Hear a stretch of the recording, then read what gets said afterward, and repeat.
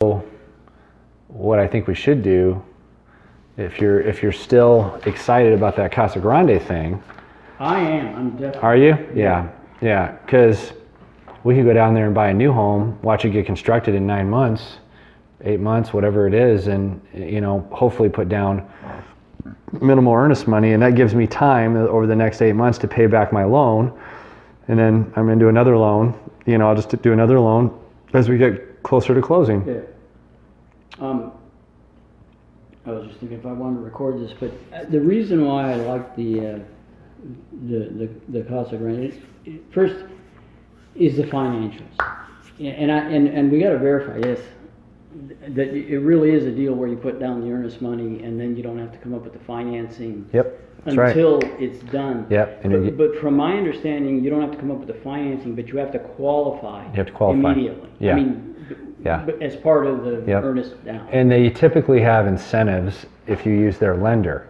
Yes, and that's the second part of it that I want to do, is I wanted to use their lender, but also have Brian shadow them to see if we're really getting a deal. Yep, that's right. Because I'm assuming that, if they give you these incentives, then they just raise the final rate an eighth of a point, and they're even, right? Right, that's it. That's what they do. And I've had times where I've had buyers that use a third-party lender on new home builds, and but the new home builder doesn't like it, and they hold it very tight. They hold that rein very tight. So if you miss any deadlines or anything, they really come down hard on you, and they threaten to, pull the property. There's just a lot more oversight. Yeah. Let me record. This is actually interesting. Yeah, it is interesting. Yeah, because you remember, I started my career in new homes. That's yes. I know this game. Yeah. I was the VP of sales for KB Home, so I know. I was recording. I didn't turn it off. Good. Yeah, I know the game. Yeah. So we don't have to do the intro or anything. We just start talking. Yeah, so we're talking about our next investment, what we're thinking about, and I've been I've been peppering Jim about this for a couple years, about Casa Grande. I'm telling you, it's about ready to pop, and that's about 45 minutes from here, from this location, from Jim's house, maybe about an hour. But it's what's happening in Phoenix, Arizona in 2021.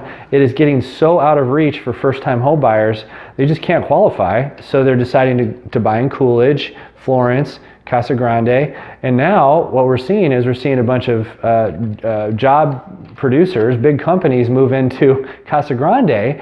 And for years and years and years, we always thought Casa Grande was going to pop. We're like, hey man, it's about time Casa Grande is going to pop. And now we feel like it's actually popping because big companies like Lucid Motors, 7,000 employees, right? It's an electric car company, batteries or something like that. They got the solar farm down there. I know that there's been a lot of talk about the water park. I don't know if that's ever going to come to fruition or not. Right, yeah, that's sort of on hold. There was a theme park idea. There was some Chinese investment. This was back 5 years ago, 5 years ago. But I was explaining the reason why I find the Casa Grande idea so compelling is two reasons. One is financial, but the other is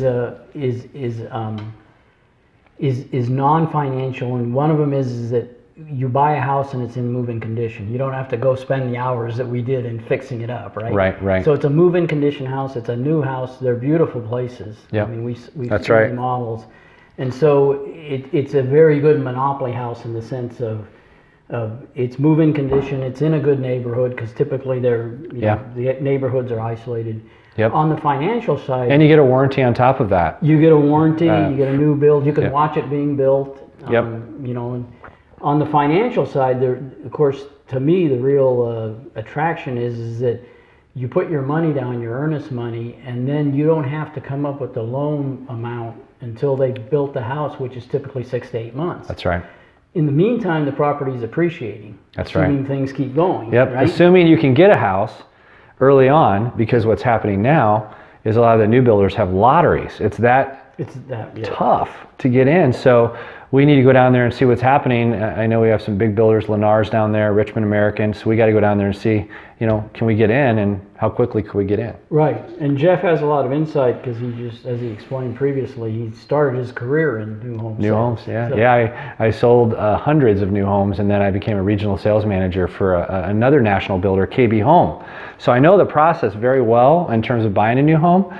And it's true, if you buy something at the front end of a community, you're sitting on that value of that home for 7, 8, 9 months when it's being built. So theoretically, hopefully when you tend to move in, you're getting a lot more equity in that property. You've already built up $10,000-$20,000 in equity if they're bumping it $2,000 or $3,000 every 2 or 3 months. Yeah, and we're playing off the premise that we're going to continue to have red hot growth here in the Phoenix metro area, and people are going to go out to what I would call the exurbs. They're going to go out to the periphery to live because it's cheaper. Yeah. So, and if you could get a job out there, then of course you don't have to worry about the commute. And the other thing we were talking about, of course, is that typically new home sellers, the building company offer financing, and they offer you deals saying you're going to save a lot of money on closing costs. And so we were talking about that as opposed to using our own financing from Brian Zasbow. So, but we probably asked Brian to shadow it and see what kind of deal we're getting, right? That's right. Because you can always have a third-party lender in addition to the actual builder lender. And if the third-party lender has a better deal, you can use them. You're going to lose the incentives, but even sometimes with the incentives, you think you're getting a great deal, but they're just jacking up the rate. And so you feel like you're getting a good deal, but they're getting it on the backside of the loan. So you really have to look at, you have to compare the two loan programs. Yeah. And one of the other interesting things about, and this is something we have to talk about and think about, is one of the interesting things would be to use their lender, but then would they run into the same sort of problems that Brian ran into with regards to me, because I have no W-2 income, and then maybe their deal would collapse, or should we use you as the primary qualifier? That's a great question.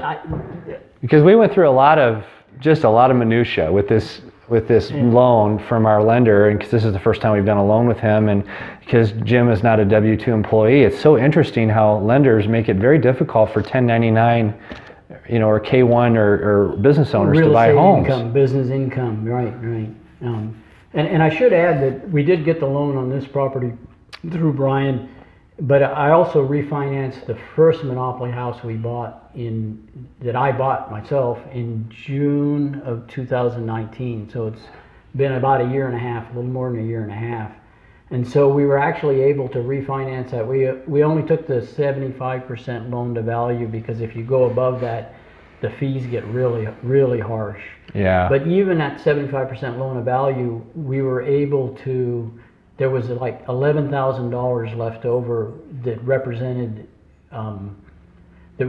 capture of the increased equity. That's right. Yeah, because the house, we bought it at 197.9, and if surprisingly it appraised at 230. I thought it would appraise it higher than that. Yeah. But it did go up $30,000, so basically we captured a small piece of that. Yeah, and you got the reduced debt. And we borrowed the money at 3.5%, which it's just incredible. Yeah. Right. And if you throw in all the fees and everything, the APR is 3.75. But and what was our APR on this property? Do you remember? It was the same. Well, it's a little lower. The rate was the same, 3.5, but the fees weren't as high. Yeah. The fees weren't as high because it was not a cash out. It was a home purchase. It was not cash out. And also because we got some breaks because you being a real estate agent, there were some commission decreases. Right. I mean, they weren't huge. I don't know, $1,000, $2,000, but again, it's. Yeah, that's right. That's right. Yeah. So it's exciting. We're talking about our next deal, and it may be outside of Metro Phoenix, and this is typically not in his buy box as Jim's used to buying in the Metro Phoenix area. So we're going to have some very interesting videos to show you as we venture outside of.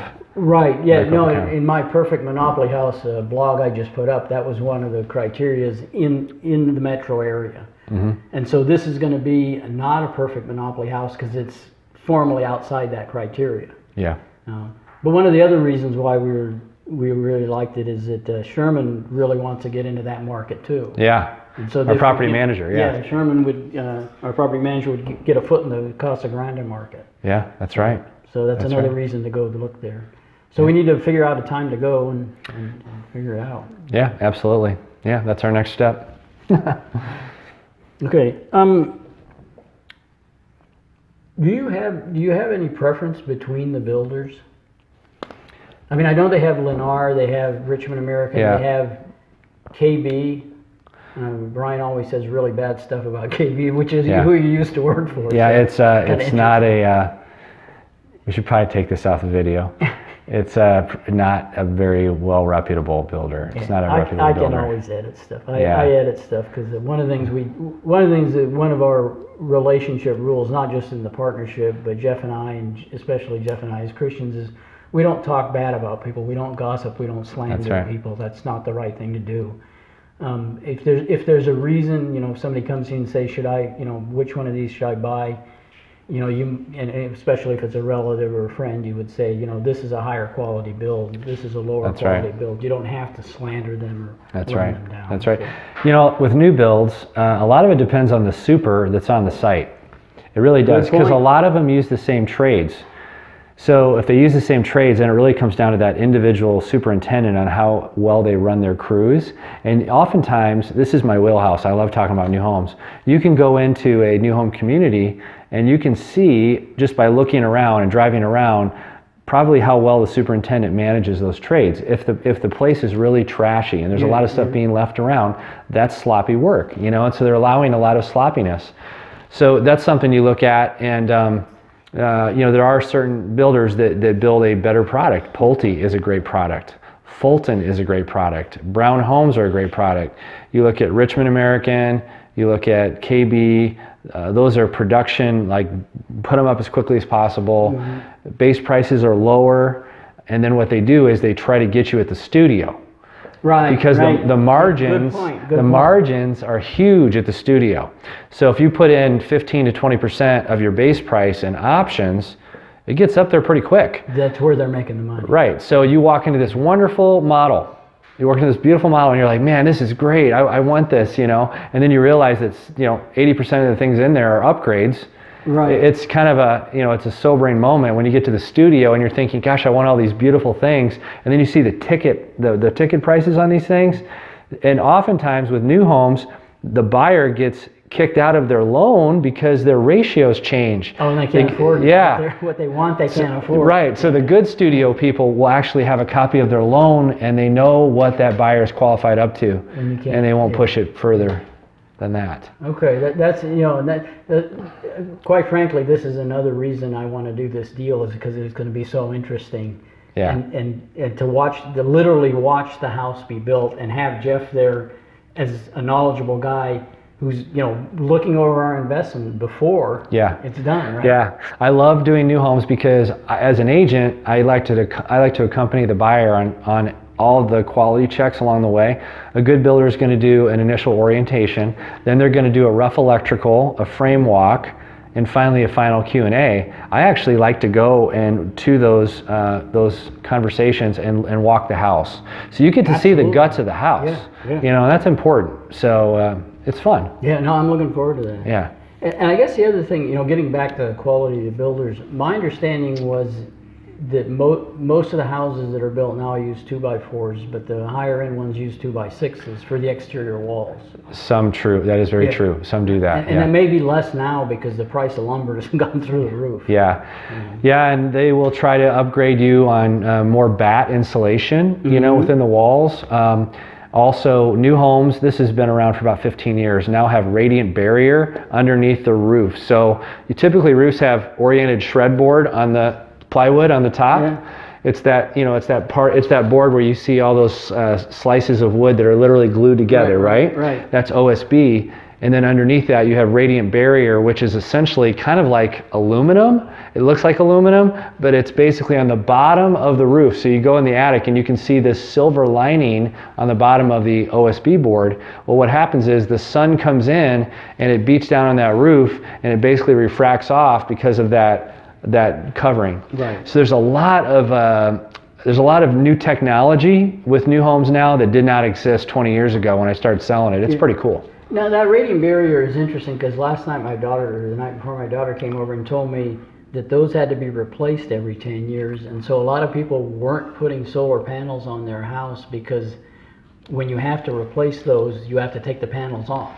Wow, I did not know that. I did not know that. I don't know if I believed it when she told me it. Now that you told me, I'm starting to believe it, but interesting. I don't know. Well, and that brings up another good topic is solar. The solar, you're seeing more and more of this going on, but there's two types of homes that have solar, the people that own the solar panels and people that lease them. Right. So if you buy a home that has leased solar panels, not only do you have to qualify for the home, but you also have to qualify for the solar lease. And I've seen mortgages get canceled because the solar lease is not approving the solar lease loan.